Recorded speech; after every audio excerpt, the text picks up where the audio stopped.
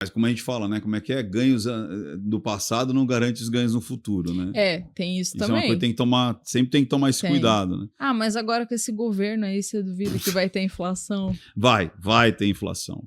Isso é uma coisa, e eu quero ver como é que a galera... eu não vou perguntar a sua idade, não sei porque que também o pessoal fala assim, não pergunte idade de mulher, mas você não viveu hiperinflação. Não vivi. Eu li sobre, mas não... Eu vivi. Como foi? Não, é horrível. É horrível, é horrível. Você Como tem que era? Chegava de manhã no supermercado? Não, de verdade, isso é real, é real. O tanto é que tinha a função do cara que remarcava. Então, os meninos que remarcavam, sabe? Aquela maquininha que faz assim, tac, do tac, preço, tac, tac, do preço, ficava direto o dia inteiro. Tinha cada fileira de supermercado, ficava um menino remarcando. Então, imagina um supermercado, um Carrefour da vida, sei lá. Você tinha um remarcador por fileira. Quando o cara terminava o dia, no outro dia ele tinha que ir de novo. A remarcação era quase que diária. E que atividade... Não é uma atividade produtiva isso? Tipo, o que produz de bem para a sociedade fazer um negócio desse? O problema não é nada, zero. Nada. Não, mas aí que tá. A inflação, que, como você mesmo disse, ela é criada por uma má administração, ou seja, o dinheiro que ela pega do povo, ela gasta mais, ou seja, se ela está gastando mais, ela vai ter que imprimir dinheiro. Se ela imprimir dinheiro, aí tudo vai custar mais caro, porque são mais dinheiros para comprar a mesma coisa. Uhum. E aí vai ficar a inflação. E fora a perspectiva que... E Nanda, tem uma coisa... Pra você ter uma ideia, antes da hiperinflação, tinha um negócio chamado gatilho salarial. Você já ouviu falar? Não. Meu Deus do céu. Gatilho salarial? O gatilho salarial era o seguinte, chegou um ponto que a inflação, quando já estava acho que uns 20% já ao mês, você tinha o gatilho salarial. Então, como é que era isso aí? Você ganhava, sei lá, você ganhava 10 mil reais. Tá. Aí a inflação foi de 20, então o próximo mês você tinha que receber 12.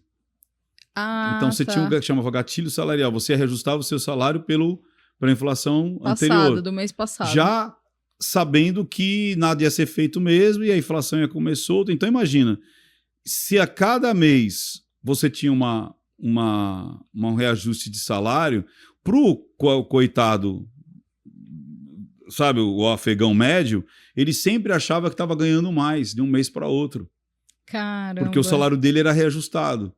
Mas era reajustado por uma inflação e, como você disse, uma inflação sempre menor do que realmente ela era. Então, mês a mês, a capacidade de consumo do trabalhador, ela ficando cada vez menor, cada vez menor, cada vez menor. E isso ele não percebia, porque todo mês ele ganhava mais. E tinha gente achar que... Quando mudou, quando teve o plano real, teve gente que achou ruim. Porque ele falou assim, eu não tenho mais aumento de salário? Nossa, O grande drama foi que as pessoas... Como assim? Mas esse governo é ruim. Porque como que chama? Gatilho salarial. Gatilho salarial. É. E é sempre baseada numa inflação passada, não uma inflação... Nunca. Não tem como, né? Não tem como. Mas aí o problema é esse. Mas já então, então, mas vamos lá. Então, olha que interessante. Aí eu sou lojista, né? Então você é lojista. Vamos ver se você chega nesse ponto rapidinho, porque virava até uma situação, uma inflação comportamental. Uhum. Qual que é o problema? Eu tenho um sapato de 100 reais. Tá. Beleza? Eu sei que o cara lá vai corrigir a inflação, que as pessoas não têm nem ideia do que é você ter esse índice a mais no seu custo financeiro. Uhum. Você, na composição de custos, você vai ter inflação. Que é coisa que hoje está até se voltando um pouquinho, mas a gente ficou aí durante décadas sem ter esse índice notado. Porque era uma coisa tão pequena que eu falava assim, cara, eu nem vou botar, porque não tem sentido. Eu vou fazer só composição de preço e tá tudo bem. Você está entendendo? Mas, cara, a composição de preço já não vai pegar a inflação dos fornecedores? Sim, mas o problema é que eu tinha um índice que era um índice meio que era da minha cabeça. Sim. Se eu ponho um sapato a 100 e eu sei que ele vai demorar 30 dias para vender, eu posso deixar ele a 100? Calma, você coloca o sapato a 100, você vai... Demorar 30 dias para vender. Eu posso vender ele a 100 até o final do mês? Não. Pois é. Então eu já antecipava a inflação de que viria a vir, mesmo se não viesse. Então eu já colocava... E outra, para não perder, em vez de colocar 20, já meti uns 25. É uma margem de segurança ali. Você entendeu? Porque a próxima talvez seja... Então, o preço já vinha sempre a mais... Caramba, que bagunça, hein? Do próprio gatilho. Então, o consumidor nunca conseguia atingir, ele jamais ia conseguir ganhar mais do que a inflação, porque a inflação sempre ia estar comendo. Além da inflação natural do reajuste das tabelas, eu tinha a minha inflação percebida para eu não perder. Porque se eu for comprar o sapato no mês seguinte, eu não vou conseguir pagar o mesmo preço que eu paguei na última compra. Sim. Então, Sim. eu não posso calcular aquele custo daquele produto baseado na última tabela. Eu tenho que prever a tabela futura. Você está entendendo a loucura? Sim. Mas você sabe que eu acho que parte da atividade empreendedora é lidar com a incerteza. Você lida com a incerteza todos os dias. Você tem uma loja, você tem que prever não só a demanda, se o que você faz vai ter ou não demanda, mas também prever as condições econômicas, se serão ou não favoráveis à sua atividade. E detalhe, dependendo do que você vende, a questão é de temperatura. Sabia? Também. Olha, é muita incerteza, né? É muita certeza. É viver sobre aí quando você ganha, aí o cara vem e fala assim, mas o malvadão não quer distribuir os ganhos dele com toda a cadeia dos funcionários e tudo mais. Você fala, cara, mas olha o tamanho do risco que esse cara está tendo. Total. Você tem uma ideia, além do comportamento, você tem a parte econômica, e naquela época você tinha que ser economista, porque era uma loucura. Muito pior até do que é hoje, depois do plano real. Muito pior. Sim. E o pior é que a gente não tinha uma instrução como tem hoje. Praticamente era poupança, vai vendo. Aí tinha um negócio que tinha uns índices lá malucos, mas era só produto de bancão. Imagina se os bancos não se divertiam nessa época. Com certeza. Eles só ofertavam o que era lixo, entendeu? E você, como empresário, comprava aquele lixo, porque não tinha o que fazer. Alguns compravam dólar, faziam puta caixa em dólar físico mesmo, comprava bolo de dólar e deixava embaixo do colchão. Mas no máximo era isso aí. Tinha um negócio que chamava overnight. Overnight era o seguinte, você ganhava de um dia para o outro. Porque você ganhava para deixar o dinheiro dormir no banco. Olha que doideira. Eu não sei como é que o banco ganhava com isso aí. Mas acho que era só pelo fato dele saber que você ia deixar o dinheiro lá. O último overnight, ele pagou 110%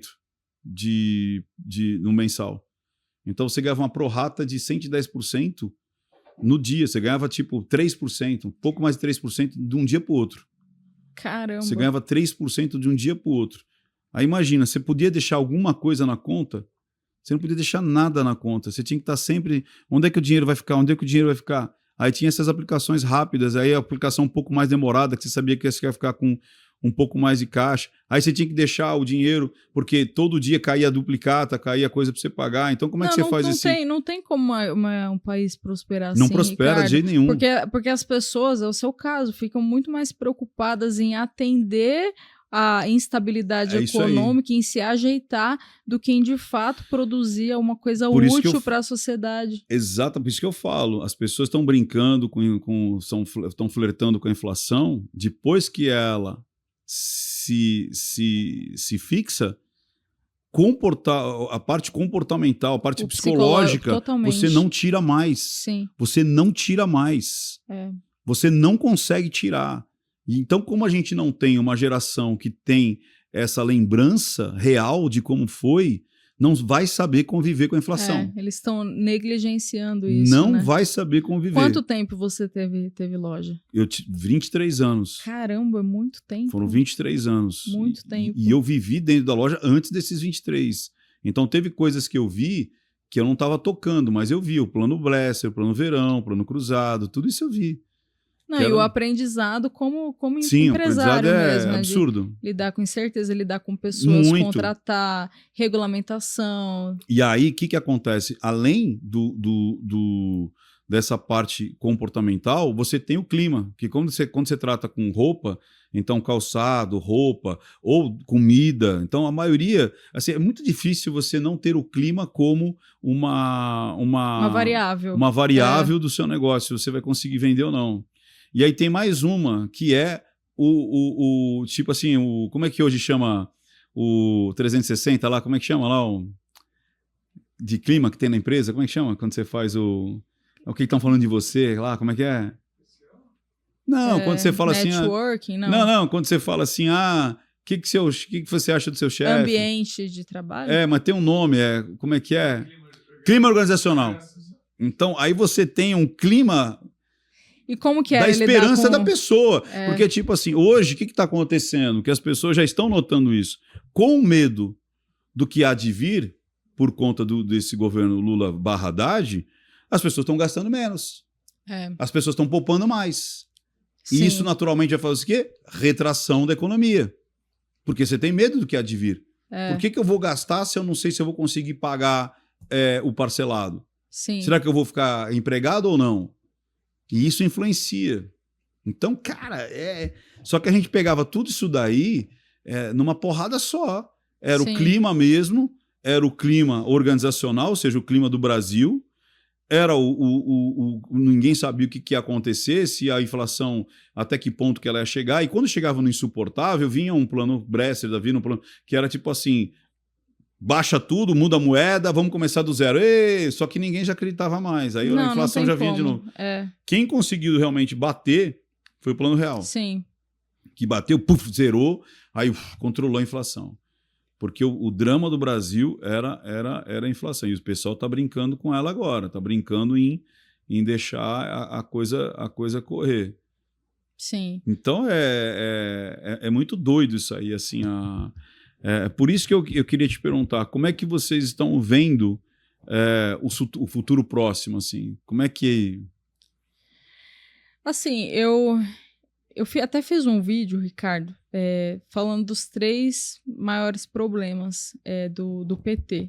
E aí, o primeiro problema é o protecionismo, não só do PT, mas governos em geral fazem isso, mas esse em especial a gente teve toda aquela... O que seria o protecionismo? É essa coisa, eu tenho certeza que você já viu um esquerdista falando que a gente tem que defender a indústria nacional, que tem que...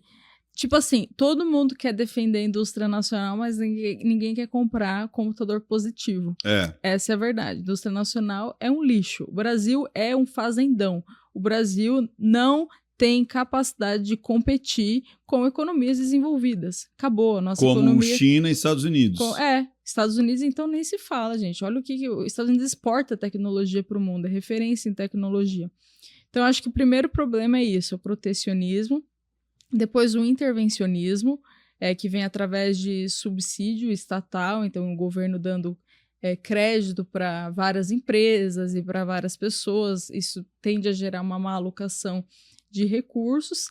E o terceiro, a burocracia, que veio principalmente depois dessa aprovação bizarra da reforma tributária. Você acaba de assistir a um corte. Para você acessar o conteúdo na íntegra, o link está nas descrições. E para você não perder nenhum bate-papo, inscreva-se agora no canal.